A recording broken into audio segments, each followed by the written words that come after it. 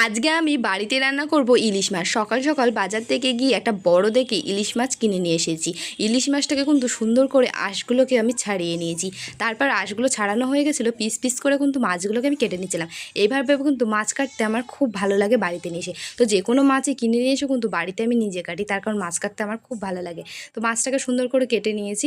তো কেটে নিয়ে সুন্দর করে ধুয়ে নিয়ে চলে আসলাম ঘরে। তো ঘরে নিয়ে এসে মাছটাকে সুন্দর করে নুন হলুদ মাখিয়ে নিয়ে কড়াইতে তেলটাকে গরম করে একে একে মাছগুলো ছেড়ে দিয়েছি। তো এই মাছটাকে কিন্তু আজকে আমি বেগুন আলু দিয়ে আর কাঁচা লঙ্কা ছিঁড়ে রান্না করব। কোনো মশলা কিন্তু দেবো না। ইলিশ মাছে কিন্তু আমার মশলা দিয়ে খেতে একদমই ভালো লাগে না, সিম্পল রান্নায় বেশি খেতে ভালো লাগে। তাই আজকে বেগুন দিয়ে কালো জিরে সোমবার দিয়ে মাছটাকে রান্না করছি। তো এরকম করে ইলিশ মাছ বেগুন দিয়ে রান্না করতো আমার মা। তো মায়ের মতন করে কিন্তু ইলিশ মাছটাকে আজকে রান্না করছি। তো বন্ধুরা, ইলিশ মাছ দিয়ে ভাত খেতে কিন্তু আমার দারুণ লাগে। তোমাদের ইলিশ মাছ দিয়ে ভাত খেতে কার কার ভালো লাগে অবশ্যই কমেন্ট করে আমাকে জানিও। এদিকে কিন্তু আমার ইলিশ মাছ রান্না পুরো কমপ্লিট হয়ে গেছে, দেখে কিন্তু জিভের জল চলে এসছে। তো বন্ধুরা, তোমরা কে কোথা থেকে ভিডিওটা দেখছো অবশ্যই